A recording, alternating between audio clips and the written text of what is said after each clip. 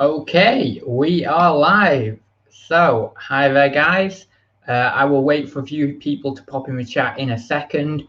I know it's only just past 7, and I didn't actually promote it or anything today. I literally did schedule the live stream about 5:30. I'm doing some book work today, things like that, and yeah, I was going to schedule it this morning, and it turns out it ended up being 5:30. So that's the way the day goes. I mean, it goes really, really quick, and God, you forget what you've done half the time as well. But yeah, book work is going well. I have to say, it's challenging, but I'm now doing the proofread of my main book that I've been working on for God, must be close to 2 years now, around 2 years. And yeah, I'm going through proofreading, rewriting a lot of stuff, like reorganizing, reshifting, rewriting, and then obviously proofreading that and making sure that's okay. And then after I've done that, I'll go back over it again and probably do some more rewriting, then proofread, then start getting other people to proofread, etc. But I'll probably do 2 times myself rewriting, proofreading before I even bother giving it to anyone else or anything like that, because I want to make sure it's down, it's right. And although I've been doing it for 2 years, the research process, writing process, etc., I know that despite it being good, there's definite things within it that I was going to say that aren't good, but it's not really the phrase. It's more that they're good, but they need reworking, they need restructuring, they need rewriting in a specific way that'll mean it comes across in the best way possible, in terms of the clearest way possible I can possibly express it. And that's really, really hard. And it's going to be a challenge for me over the next year or so when I'm doing proofreading and rewriting, because I'm going to really have to restructure a lot of kind of highbrow ideas or very complex ideas. And there isn't going to be a way, I see, to be able to restructure those in a incredibly clear and comprehensive manner. There's always going to be an element of intellectualization to them, just because of the nature of what you're talking about. When complexity increases, you have to increase the complexity of language just alongside it. It naturally does that. It's kind of a natural process.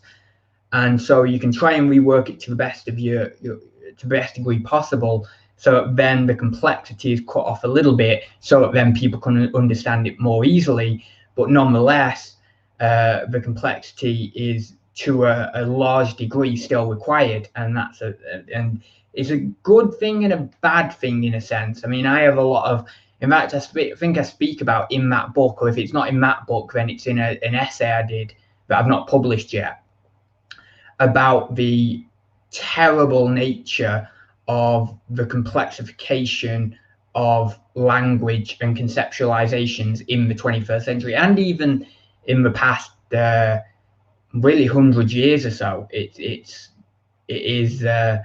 pretty, you know, it's pretty bad at the moment. I just saw Shazad there putting a message sent 7:05, read something in 2023. No, it's 7:06. We're good. I got you in 7:06. That's not too bad. Yeah, good is subjective. I mean, it is,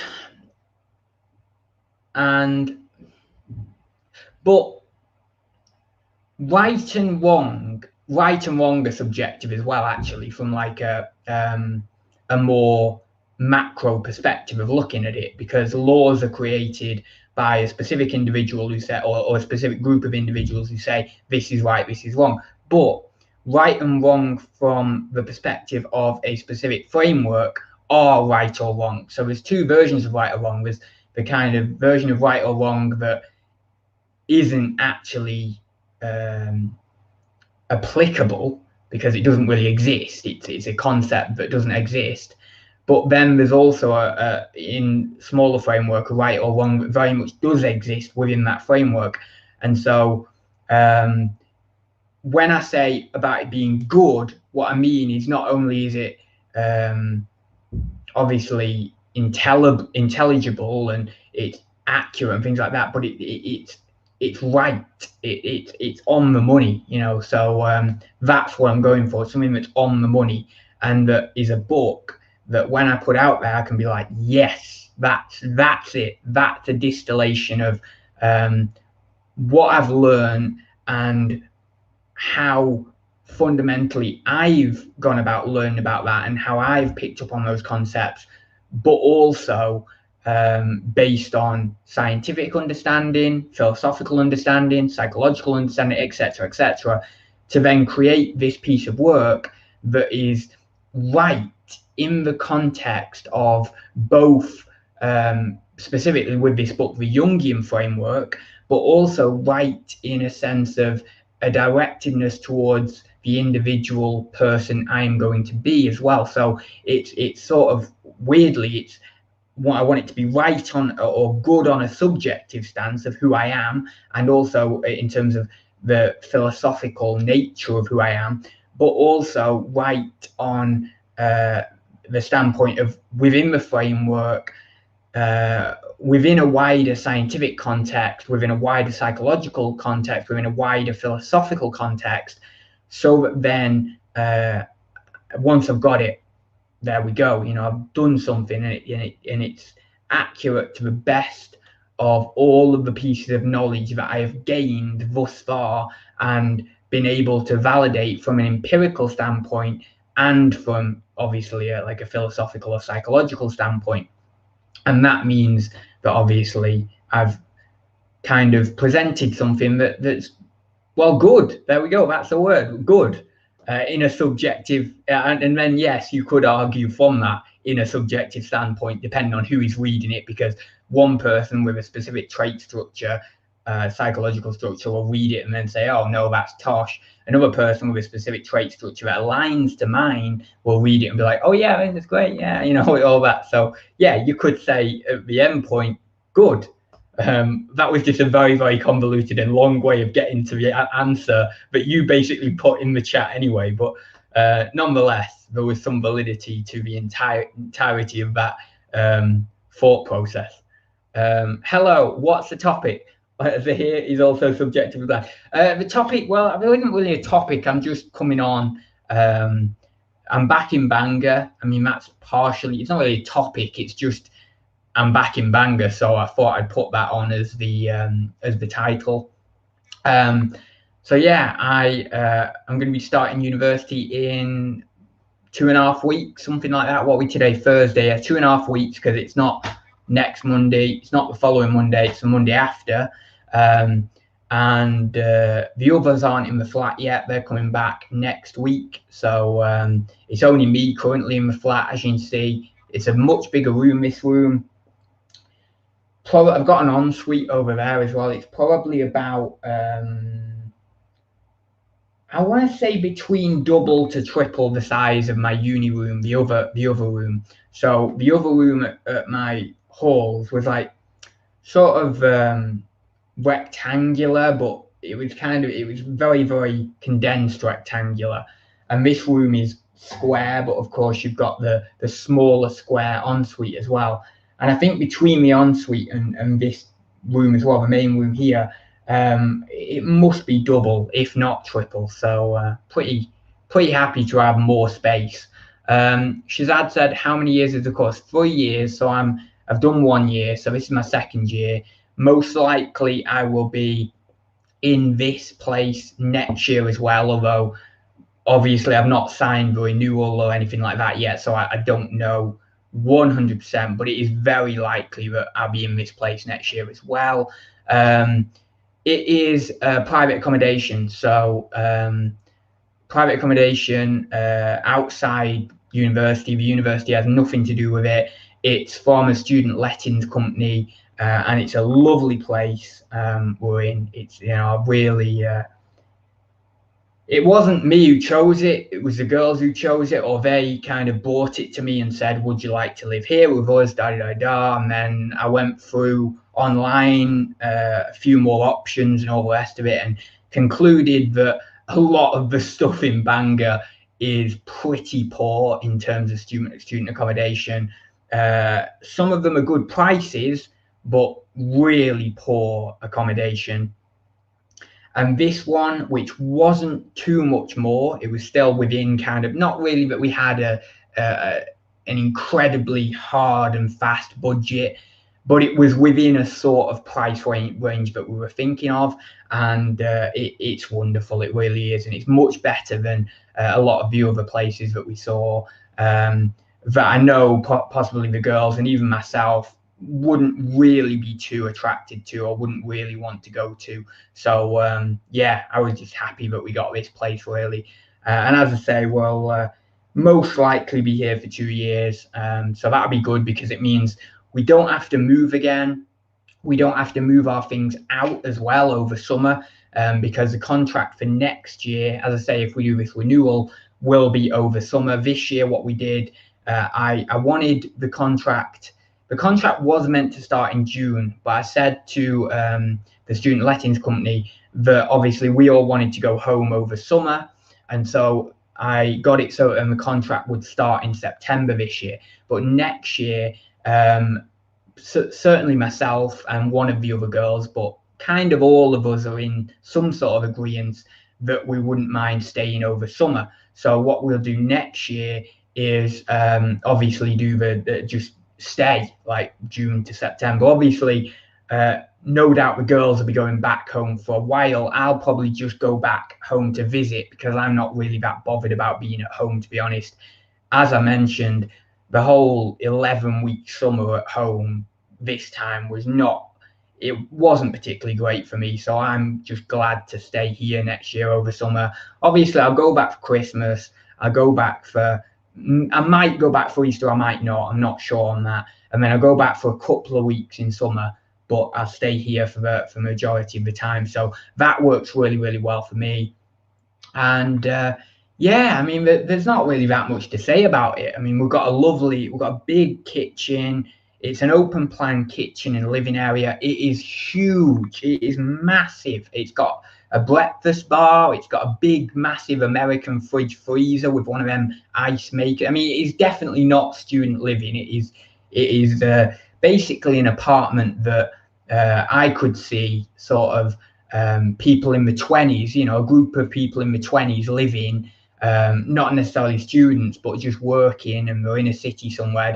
It's like got that kind of feel, that vibe, that kind of modern vibe, that just nice living vibe. And so yeah, and we've got a dishwasher and combo washer and dryer and all this sort of stuff, nice cooker and hobs and all that sort of usual stuff.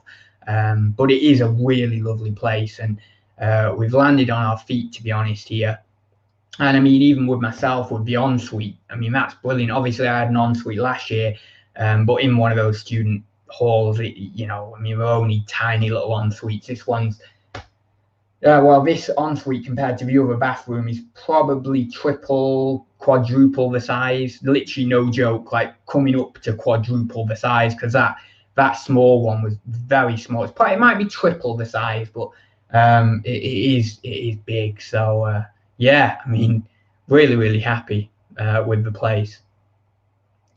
Yeah, it's definitely a different room. Definitely a different room.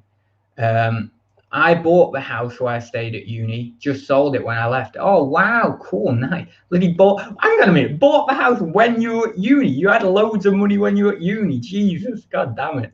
That's incredible. I never went to uni straight into work at 16. Well, a lot of people do. I've had a few friends who did that, actually, just kind of went into it. Maybe at 18, maybe after college, I think. A lot of people do that now, where they'll go to college. They'll do some sort of course at college. I don't know what they're called anymore. Well, I mean, when I did it, it was like B.Tech, and I think MVQs and stuff were still going. I don't know what it is now. Probably similar, though. It might even be exactly the same. But we do them, and then they'll go into either a trade, or they'll go into a work, you know, other work of some kind, some sort of professional sort of business or whatever it may be, and a lot of people do that. A lot of people kind of have this vibe now, and I think it's coming through more and more that university, it's kind of like this unnecessary thing for a lot of people, and it is unnecessary for most careers, to be honest. It's like doctors and things like that, it's necessary for. Psychologists, from looking from a more non-societal angle or non-structured angle, a psychologist does not need to do a degree, because you can learn psychology in other ways. Psychology is an intuitive thing. There's many people you meet who aren't psychologists who have a really good judge of character, because they've got this innate thing within them that's intuition, and that really picks up on people's patterns of behavior. And from that, if they wanted to, if they desired to, and if they wanted to cultivate that, they could easily cultivate it without a degree, and they could go into practice as a psychologist if that was possible. Obviously, the route is really that you have to do, if you're going to be a counsellor, you have to do some sort of diploma or something. If you're going to be a clinical psychologist or anything like that, if you don't have a degree, practically forget it, because they're looking for people with a degree, at least a BSc, if not an MSc, really an MSc. I mean, you could probably get away with, I've researched jobs very minorly, not to a strong degree. You could probably get away though with a BSc and work your way up in like some sort of practice or whatever, or maybe at the NHS. But really, they're looking for, especially clinical psychology, they're looking for that MSc or even above. So, forget it with that. But you don't really need it. It's just the way society is built and the way it's happened, really. But for a lot of things, you don't need it. It's like things like art, really. I mean, art's one of those very, very instinctive, innate things that of course you can cultivate it yourself, but you can kind of learn it yourself. But nonetheless, there are those naturally gifted individuals who can just do it. They don't need a degree in it. That they're just going to be a brilliant artist. Forget about these degrees. It's stupid. So, I understand very much why people in the 21st century are now having this kind of sort of reevaluating degrees and thinking, well, is it for me? Is it what I need to do? Is it required? Is it this? All the rest of it? Because the fact is, for a lot of the time, it isn't required. There are only certain structures within society that make certain degrees required, and even those could be attended to in a different manner, so that then you don't need a degree. Because what that would do is that would free up the movement in society of these intuitive and innately not gifted, because that's too far of a word, but they have an innate predisposition to these things. It might free them up to actually pursue something with a little bit more ease, and then we might be able to put people in the right places within society more freely, because a lot of people, I do believe, don't pursue, for example, something like psychology because they feel we've got this kind of idea ruling over them. It's like, well, I have to do a degree and I have to do this and I have to do the other. And in part, that is true. And because in part that is true, it can then mean that people don't realize the potential merely because of an idea that they have. And this could be true for many, many fields as well. And so that's an impediment to society working in the most high functioning way possible, in the best functioning way possible, so that then people are doing something that is in line with what I would call their kind of innate truth or instinctive truth, in a sense. But anyway, parents bought it. Okay, cool. Then sold it when I left, made 45k profit, so not a bad investment. That is not a bad investment. My mum and dad were actually saying something about that, actually. They were saying, thinking about that, like buying a house in Bangor or something like that. I don't know how they were going to work it specifically. I think, obviously, we'd rent it and then they'd get the money off the girls for rent. I don't know whether I'd be paying rent or not. I honestly haven't a clue. I would assume I'd just give them a bit of money or something. And then I don't know how we were going to work it and whether we were going to sell it afterwards or something. I haven't a clue. But it never ended up going through. It never ended up being an idea because we were so, it came so fast, university, all these different things that we had to do with it, getting prepared, all the stuff that came along with it, all the rest of it. So no, that never ended up coming to fruition. But it's something that's on my radar, like buying a house, because I kind of want to do it. But the only fear for me is like, obviously I couldn't afford a house with the investments I've got, but I could afford a nice deposit on a house, with what I've got. But then I think to myself, yeah, but if I do that, then I've not got any investments. I've not got any passive income coming in. Like all my investments are gone. Obviously I've got the money in the house, but then I've got to start to try and find the passive income that I was getting in more active income, so that then I can still pay the mortgage and do that. So particularly for the next 2 years, I can't do that. I mean, for the next 2 years, I'd be living here anyway.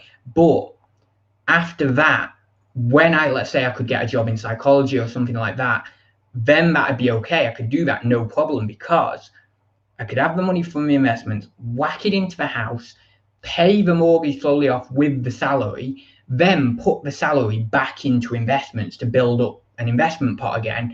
Then when I've got like a nice healthy investment pot again, I could, I don't know, use the passive income of that, pay more of the mortgage off or something. Or I don't know the financial viability of these options, because I know that there is something that if you pay off more of a mortgage in one go, it's sometimes not beneficial for you. There's something with regard to that. I might be getting that slightly wrong, but it's something like that. Or if you pay more in installments or something, sometimes there's this kind of way that it's not financially viable for you to do that. But nonetheless, you have that, you build up that pot of investments, and then you either put your passive income into the mortgage so that then you're paying it off faster, or just do it in a lump sum if that's viable as an option. And then you've got the house, and you could be like, well, I mean, for me now, I'm getting, I'd be getting on, but I could be like 35 or maybe 40 or so by the time I've easily got that house like paid off. Talking like maybe 150 grand house, something like that. Then, I mean, this is very conservative actually, 35 or 40, that's bloody 15 years off. But depends on investments and all the rest of it. But I think maybe 35. I think maybe 35 is about right, actually. But then by 35, you've got your first house paid for, done and dusted. Sky's the limit then, because basically you've got a house that's yours. You've not got 400 quid or so, or 500 quid coming out every month for the mortgage.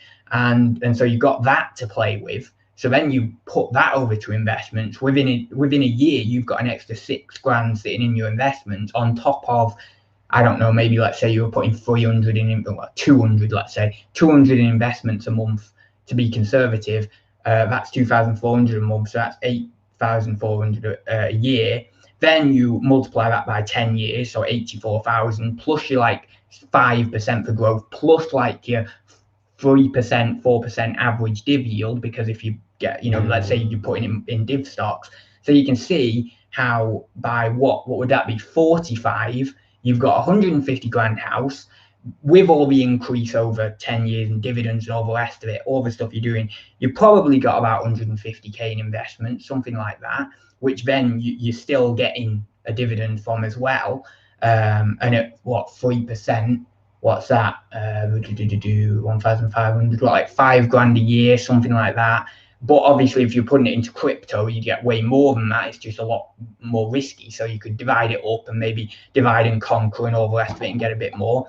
But then you can see how by the time you're 45 or so, you've got a nice little thing going. And that's not even accounting for anything, because I'm not really doing this as a personal thing specifically. I know I'm kind of working out in the personal context of my own timeline, but I'm not really fully doing it personally, because if I was doing it personally, I would say, well, you know, I get taken on by a publishing house because I have the what I'm going to do very, very soon is actually, since I've done a few books now, one of my books I'm going to start sending out to different publishers and try and get that published like properly, because I've got it on Amazon Kindle and stuff, but I need to do something more. So then you say, oh, you've got these active income things lined up here, and then you've got a bit from YouTube as well, and your side business. And if I do eBay again and all that, so you can see how that could easily, even if that all there combined and maybe a few other things combined is like 500 quid extra a month, for example, that's 500 quid extra you can be putting into your investments.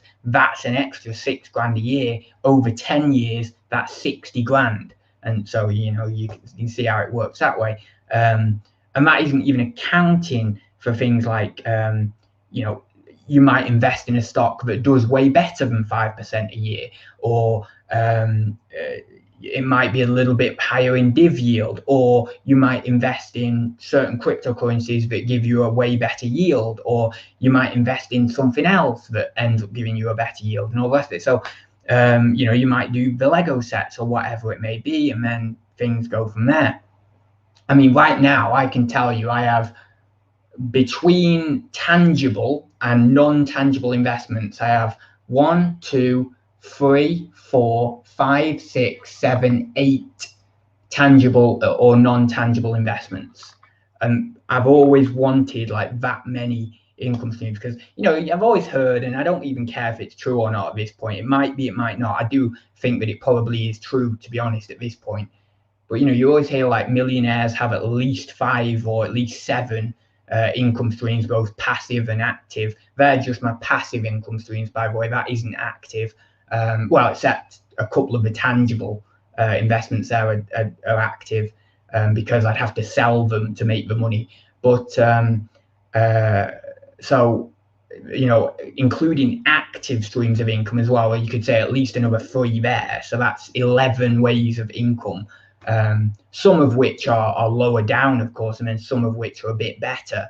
But I would say even the lowest one is like 50 quid a month, like the lowest one, and then slightly going up, except of course the tangible investments that I talked about there, because obviously I'd have to sell them to be able to get a return. So those would be off. I'd say the lowest one actually is YouTube, because that's like 30 quid at the moment, and I forgot about that. So YouTube is like the lowest one. Then the Hive and the Steam are way more than that. LBC is probably same as YouTube, maybe 20 to 30 pounds, something like that.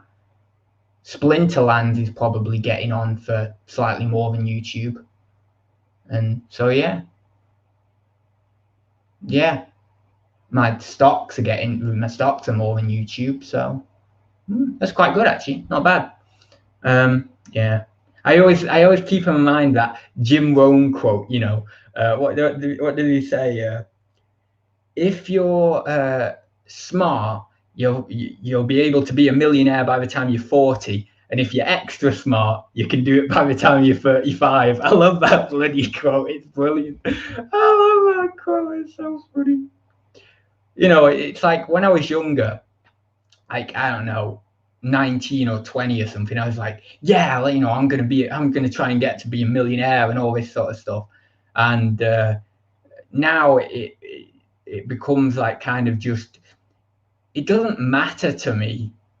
It's just like fun to see what you can do. That's where it is for me. It's like all the things I do in my life aren't work, they're fun. I mean, of course, there's an element of work to everything you do, but they're fun.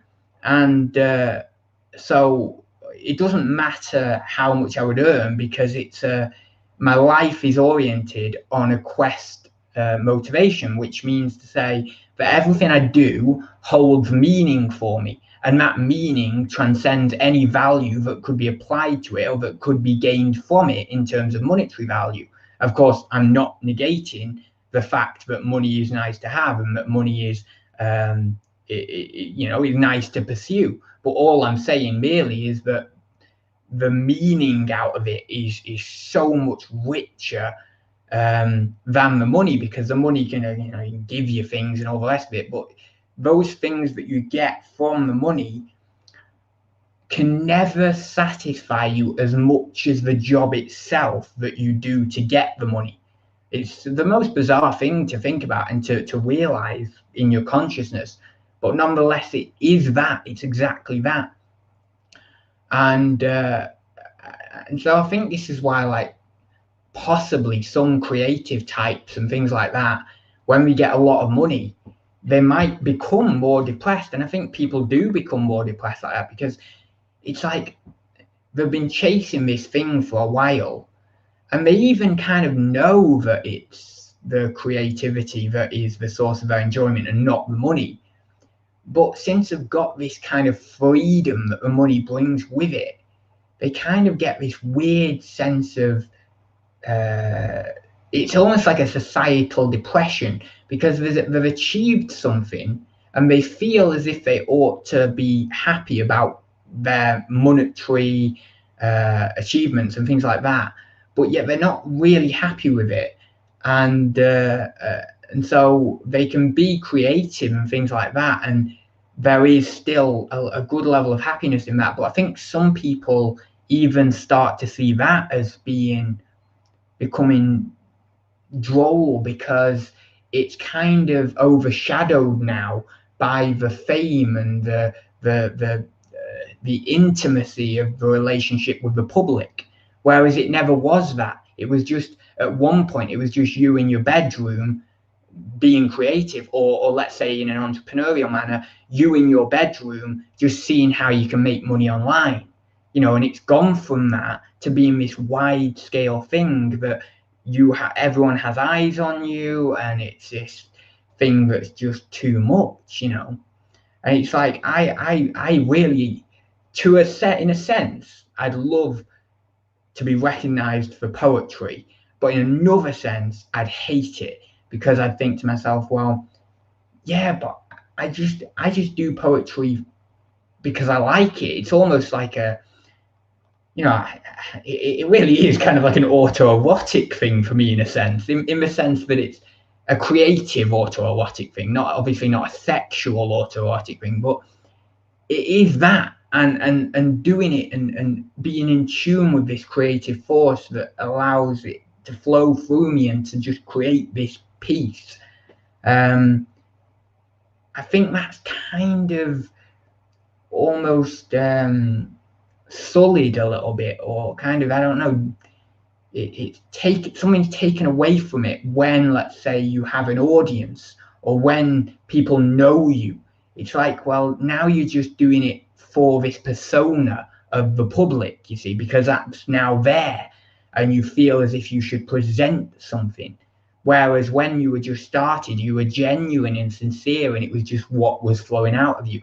And I think that's a trap that a lot of creatives, specifically probably like maybe poets and things like that, maybe artists to a good degree, like literally people who draw or create things like that, struggle with a little bit, like this kind of persona relationship with the public and what they now expect of you based on, let's say, your past work and stuff. And that, in a sense, is a burden of a kind of sub part of individuation, in a sense. That's kind of like a burden, but it's a burden that really is overcome in individuation, because a sort of true sense, a deep sense of inner wholeness kind of allows for a dissipating of that feeling, so that then something can come through you that is genuinely you, and that is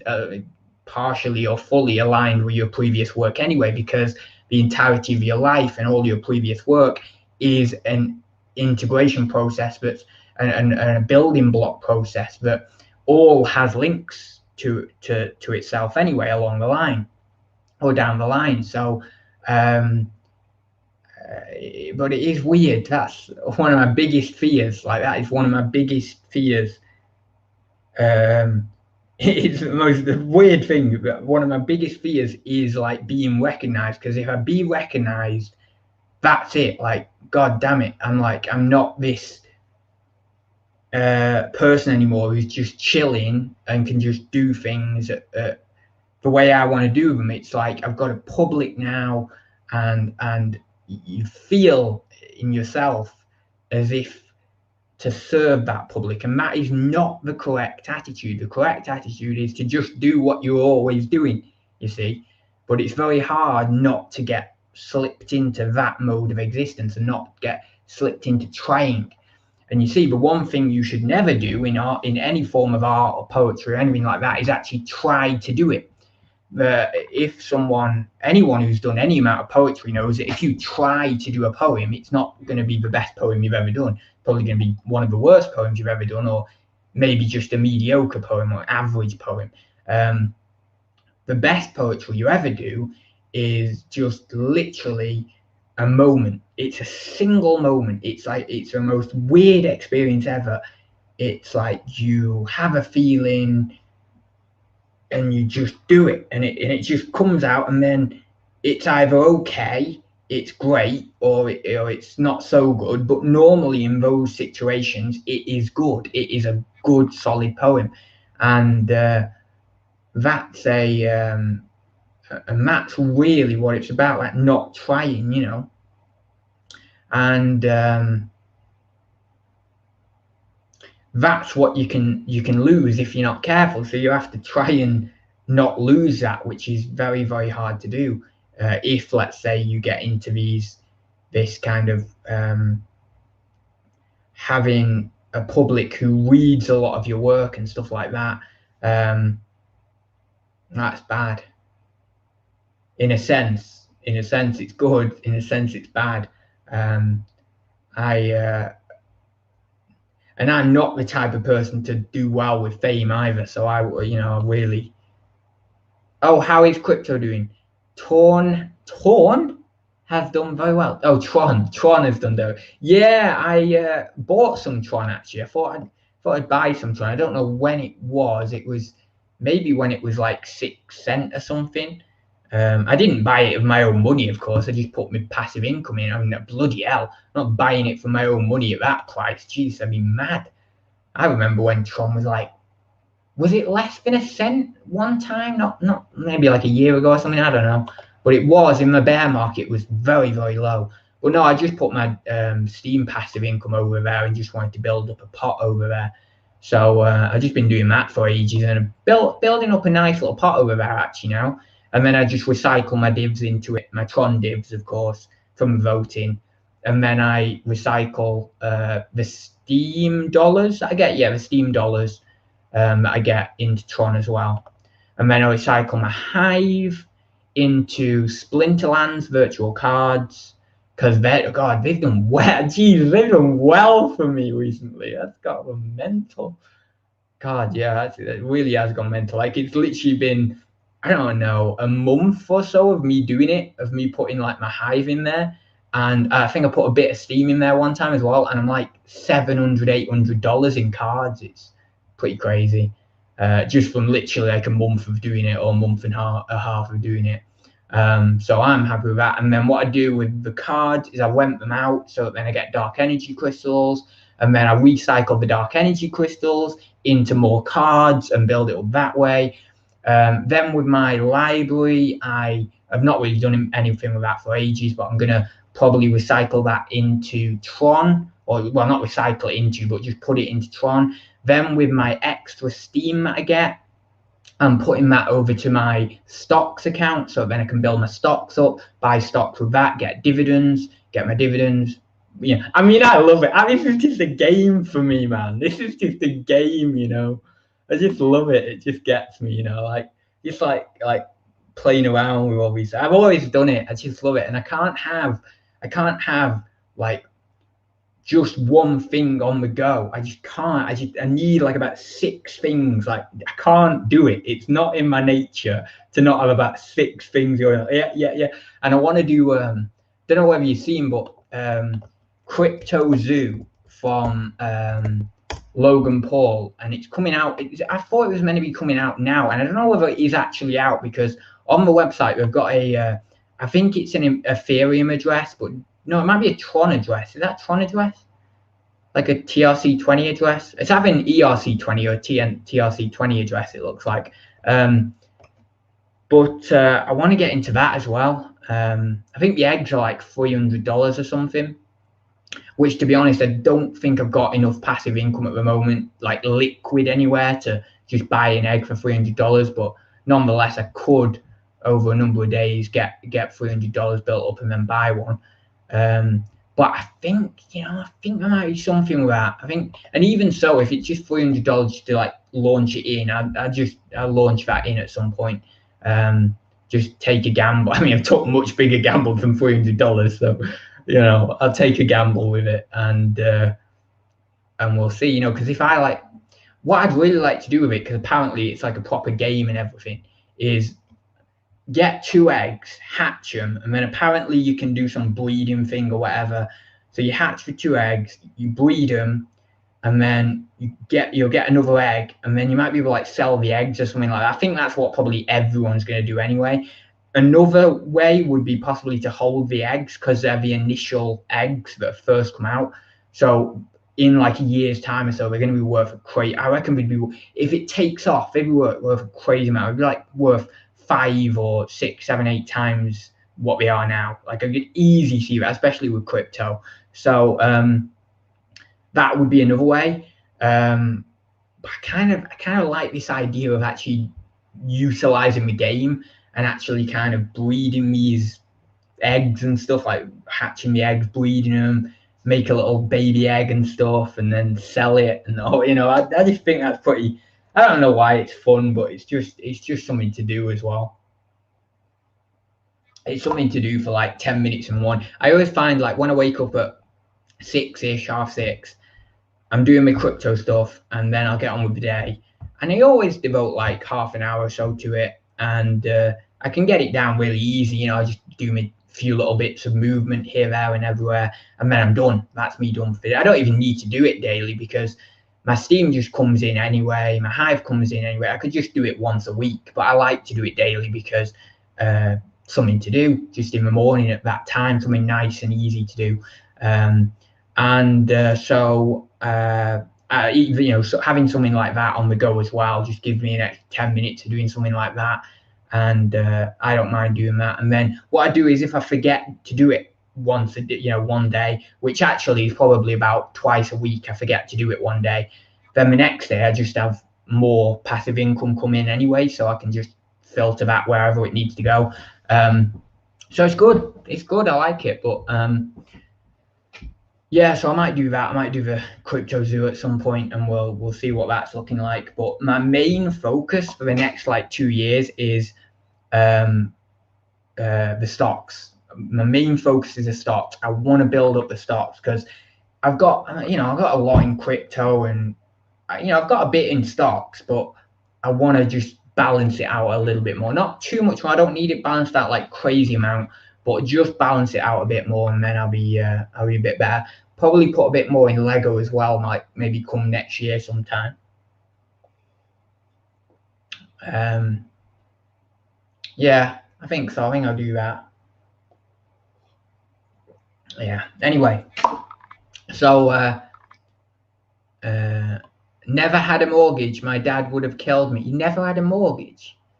I was 28 when I first got a mortgage. Wow, that's actually pretty good. That's pretty decent. Well, especially these days as well. I have 5 mortgages that the tenants are paying for me. Bought my first 2 at the same time with cash. That's incredible, man. That is incredible. Oh, yeah, there we go. Yeah, sorry, I should have said that. Yeah, God, I always forget these things. Yeah, I'm not a financial advisor. This is not investment advice. I'm just saying what I do. It's never an actual investment advice. Don't follow me, because you'll either lose all your money, or you'll make a lot of money, or maybe you'll just steady along at a certain, pace. I don't know, but yeah. Does that say we can kick him on his shirt? No, it says kickers. It's kickers. I'm cool now. I'm branded me. I'm cool. All these people, Jesus, all these people. I don't know why I'm putting them out. Best stock investment was Oxford Biomedica, bought for £3 and not now it's £14-ish. Wow, that's nice.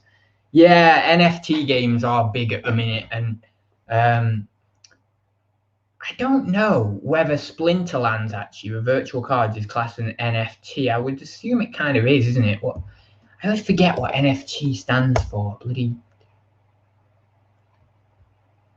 non-fungible token. That's it. Yeah. Data stored on a digital ledger.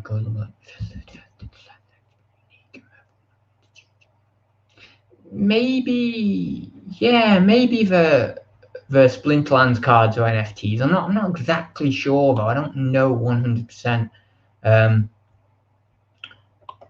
But they are virtual cards that have a certain amount of them. There's a certain amount of them in existence, and you can buy them, and they have a value, and the value fluctuates, just like, well, most things, like anything you could buy at an auction house, for example, in the real world. The value fluctuates over time. So yeah, you know, it probably practically are. But I like the Splinterlands cards. They're good. I like doing it. I actually had loads of them, but I sold them all to buy Tron, and then got back into Splinterlands again because I was like, well, I've got, you know, I wanted a load of Tron, so got some Tron, and then thought, why not build up Splinterlands again? Now I've got my Tron there, and so there we go. You know, that's what I do. I just bloody put things randomly. It is. Oh, cool. It is bloody good, those Splinterlands. Like, the amount of money you can make. You can even just I mean, you have to do it on the right cards and stuff, but when like a new set comes out or whatever, and then you can get the golds and all the rest of it, and you can buy the golds go up after like just a few weeks. It's crazy. I bought some just like 2 weeks ago, and you know, the foil ones even. Let me go on here. I bought like some of these, and God, I've like, each card has gone up by like $6 or something ridiculous. And some of them I've got like 9, 10 of. This one here I've got 9 of. I'm like, geez, they were only a couple of weeks ago as well. I'm like, what? It's mental. But yeah, so some of the gold, I mean, I do buy mainly golds on the Splinterlands because they have low circulation. So we have like 2,000 to 5,000-ish circulation, and I buy the cheap golds, and then oh no, they are called golds, they're not called foil. So, well, I think they're maybe foil golds or something. But yeah, the gold, I think the golds are good because they, with that low circulation, we've got more chance of 1 second, where am I? All cards, there we go. Oh, it's because I'm in my card.